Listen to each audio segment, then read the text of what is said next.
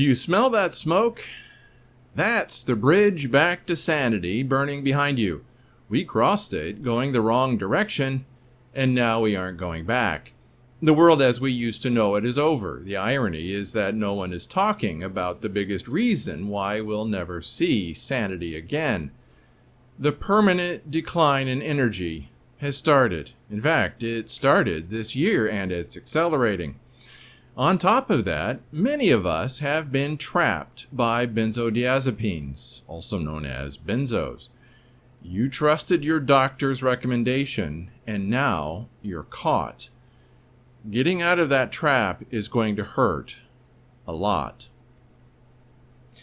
Welcome to the Shotcast. I'm John Little, recording on a wet Tynon evening on Saturday, August 1st, 2020. Before going on, hit that subscribe button and click that bell to receive a notification when the next Shotcast happens. And if you like what you hear, hit the like button. All of that really helps Omega Shock and the Shotcast, and if you didn't like it, well, you know what to do.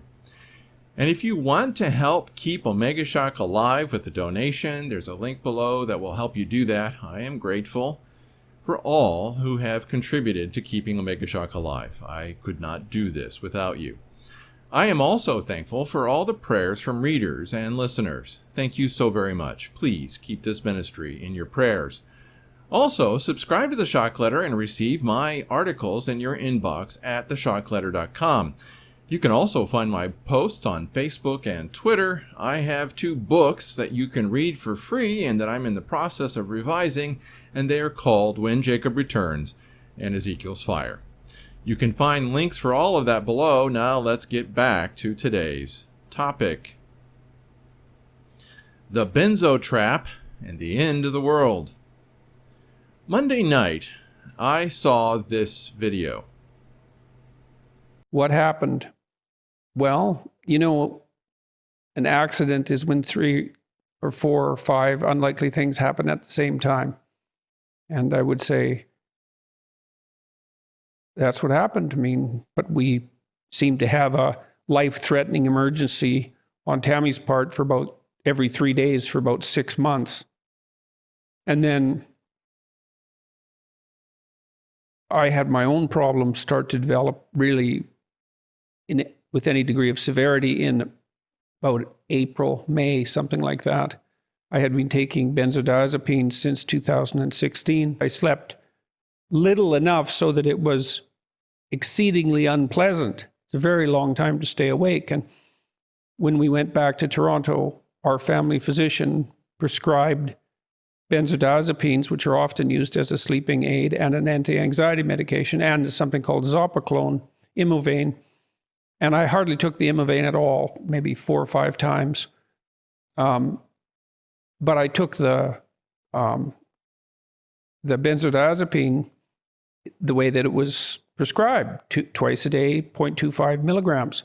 And that seemed to bring the symptoms to a pretty rapid halt, which is also part of the reason I didn't need the Imovane. And then there were so many other things going on around me at that time that I never really thought about it again.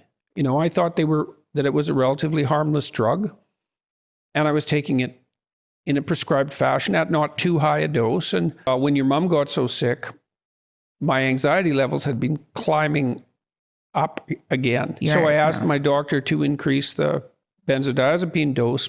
So then at one point when things weren't getting better and Tammy was still in the hospital and I was trying to take care of her, we had lots of help, I stopped taking them entirely. That was a very bad idea. And I often think I should have known these things because I did a lot of scientific research when I was a graduate student on alcoholism. And I knew that alcohol and benzodiazepines and barbiturates were all the same chemical class, at least in terms of their effect on neurological effects. But what I knew about benzodiazepines was that they were comparatively safe compared to barbiturates, which they basically replaced. But that's much less true than everybody who's taking them hopes.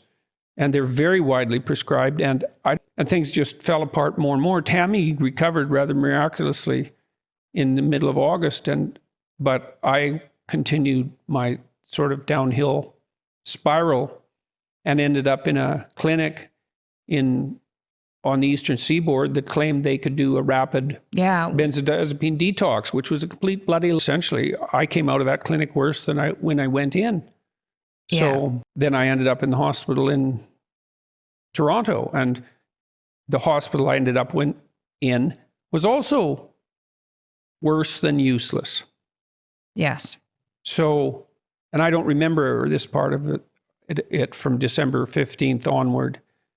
You and Andre, your husband, took me out of that hospital, and we went to Russia, of all places, near Moscow, to try a treatment offered by a clinic there that psychiatrists that I spoke with said, when I asked them how long the akathisia was likely to last, they said, well, it could be 2 years. And I thought, no one could live like this for 2 years. I mean, the reason I did survive certainly wasn't because I was enjoying my life. The reason is that I had family that I was very attached to and friends who went above and beyond the call of duty, helping to care for me. But the experience was intolerably dreadful. Well, this is part of the reason we're doing this podcast or video as well, to let people know these are very widely prescribed drugs, and they are not safe to take for more than 2 weeks or a month at the absolute maximum. And if you take them longer than that and you end up addicted, or dependent, which means that you'll suffer withdrawal symptoms on their cessation, you are going to be one sorry person. Some people, have a better time of it when they stop their use than others. But enough people have a terrible time so that it's a medically induced epidemic. It's a complete bloody catastrophe. Yeah. It's probably worse than the opiate epidemic, and that's really saying something. Those are just a few of the relevant clips, but the main thing is that Jordan Peterson had been a voice of reason in the midst of an insane world. And I had enjoyed hearing what he had to say. I didn't agree with everything, but he was one of the few people on the public stage that seemed sane. And then he disappeared. There were rumors of benzodiazepines and a clinic in Russia, but that seemed to be about it. And I was wondering if he had been taking too many benzos or even abusing them. I couldn't believe that he would abuse them. He seemed too sane to do that, but I didn't know what to think. Then his daughter's interview with him popped up on Monday, at least for me, from Belgrade, Serbia. I didn't really have the time to watch it, but I did it anyway, and I'm glad that I did. Jordan Peterson was not abusing benzodiazepines. He was taking them exactly as the doctor ordered. And because he was suffering from insomnia, he was taking these anti-anxiety drugs. Once he realized that he had a problem, he tried to get off of them. That almost killed him. Do not stop taking benzodiazepine or whatever the name that you use for your anti-anxiety drug. If you have, for more than 2 to 4 weeks, been taking alprazolam, flunitrazepam, chlordiazepoxide, and diazepam, and anyway, there's a lot of different names for them. But if you've been taking any of these benzodiazepines, as described in the medical literature, if you've been doing that, do not stop, especially if you've been taking them between 2 to 4 weeks or more. If you stop taking them all at once, you might wind up in the hospital or dead.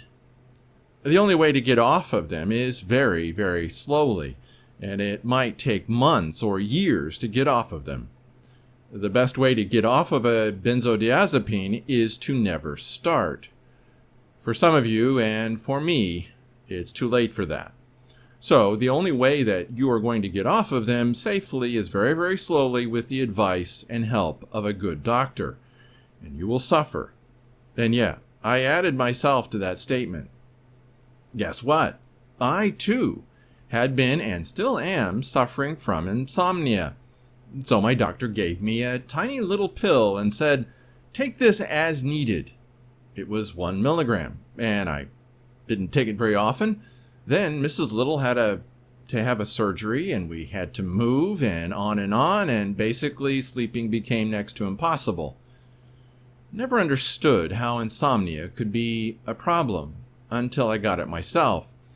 Life is not bearable without sleep. And I probably wasn't helping myself very much by being the typical writer, staying up late and writing, like I did for this article. Anyway, 1 milligram every once in a while became 1 milligram a night. But still, it was a tiny pill, and I hadn't heard all that much about the problems. No, scratch that.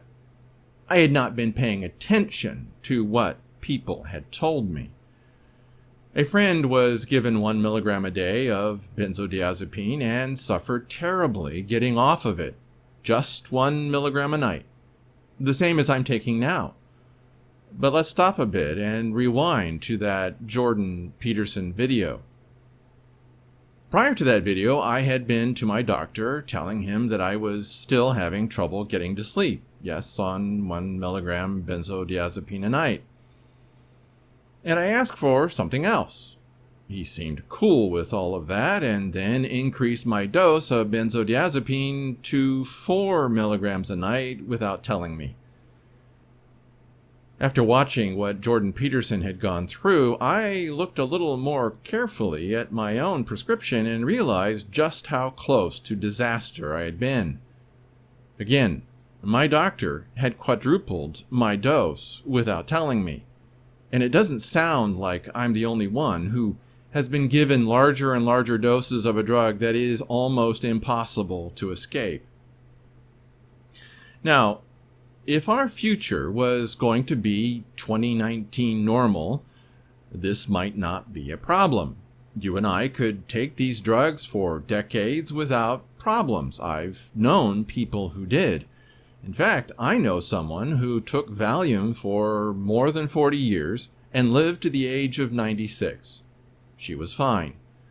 But that only works if there are companies that are still manufacturing these medications and can still distribute them to you. When the world falls apart, what will happen to those who have been trapped into a dependency on benzos? And yes, the world is going to fall apart. The following video is doom if you understand what this petroleum geologist is saying.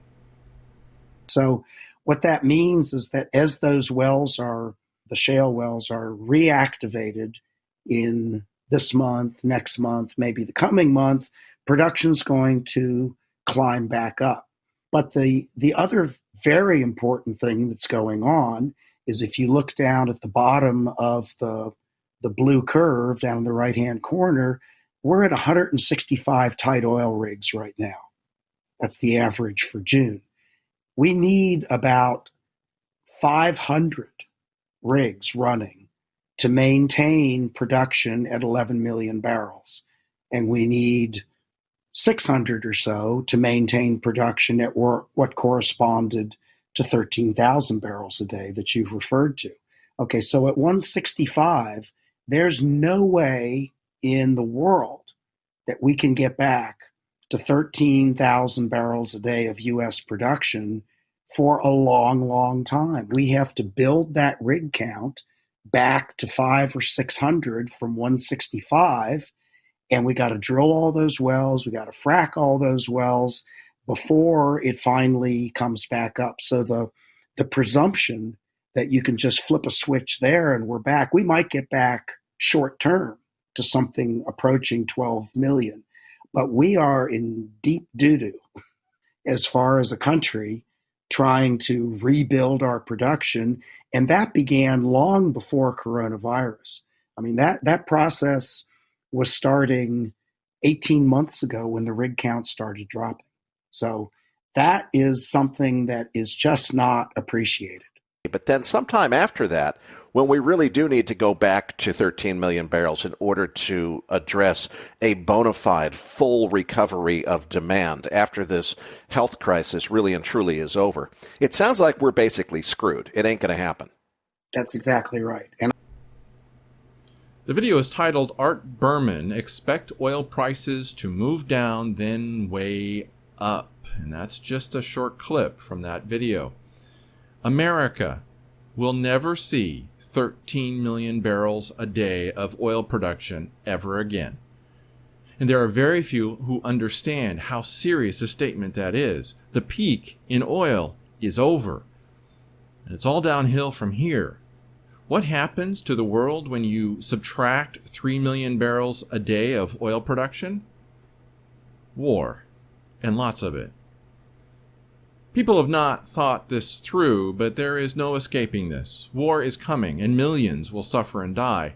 And I just got a letter from a friend who sent out an urgent bulletin just yesterday, or as of the writing yesterday, probably a couple days ago. Here are just the first 3 paragraphs. From the desk of Gary Kaw, July 28, 2020, time is running out. If we could peer into the invisible realm and witness the spiritual war currently being fought over the United States, the sense of urgency among America's Christians would be almost certainly be heightened. The fact is, most Americans are still asleep, or at least lethargically optimistic and unaware of what may be getting ready to hit us. After my recent cancer surgery, the 3rd in 8 months, I tried to slow down and take it easy for a while in order to recover. However, night after night, the Lord has been waking me up, prompting me to warn our readers to get ready. Waiting until our next issue in October might be too late, so I am writing you now. While we should be continuing to fervently pray for God's intervention in our nation's affairs, it appears more and more evident that things will be getting progressively worse due to the overall lack of repentance and the strengthening of momentum of our socialist/Marxist adversaries. The global establishment will do everything in their power to collapse the U.S. economy this fall in order to pin the blame on Donald Trump and cost him the election. The forced hysteria surrounding COVID-19 is on the brink of shutting down many businesses for a second time. It is estimated that 40% of these businesses will never reopen. Meanwhile, diminished corporate earnings, increased trade tensions with China, and a ballooning national debt could spell disaster for our economy and stock market come September and October. We need to brace ourselves and prepare for this possibility now, while we can. If you are a subscriber to Gary Kaw's newsletter, there will be many more paragraphs for you to read, and hopefully it will go up on his website soon. Again, that's just the first 3 paragraphs of his email, but it should be enough for now. My family has known Gary for a while, and he's been trying to wake up our sleepy brothers and sisters since the 1990s. You can find more about him here at garykaw.org. Gary is not allowed to say how he knows all that he knows, but he was on the very sharpest end of what is happening and saw where the world was going with his own eyes. Please listen to what Gary says, and while you are at it, please pray for his full recovery. At some point, over the next few months, I will need to start the process of coming off of benzodiazepine. I didn't really understand what I was getting into when I started taking it, and I will pay the price for that ignorance. But I want to complete the latest revision of my book, When Jacob Returns, and my other book, Ezekiel's Fire. And I've been through worse, and God is always good, so I will get through this. But my concern is about those of you who are caught in the benzo trap. Watch that video with Jordan Peterson and think about what you might need to do. Again, if you are caught in this benzo trap, do not stop taking benzodiazepine without consulting a doctor. You could die. Or suffer so badly that you want to. That's it for this Shockcast. If you appreciated this video, hit like, then hit subscribe and that little bell. Also, leave a comment. I look forward to seeing what you have to say about what was said here. Your input is truly welcome. Again, if you want to help keep Omega Shock alive and the Shockcast alive, there's a link below that can help you do that. You can also get my articles and updates in your inbox through the Shock Letter at theshockletter.com. And read my books for free, When Jacob Returns and Ezekiel's Fire. They just might save your life.